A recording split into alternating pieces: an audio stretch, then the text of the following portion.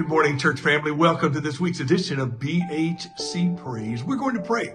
We're going to thank God for his goodness and for his grace, and we're going to intercede to God on behalf of our friends and family right here at Bellevue Heights Church. Last Sunday, I preached from Romans chapter 8, and one of the great verses is Romans 8:28 that says, "And we know that God causes all things to work together for good to those who love him, to those who are called according to his purpose."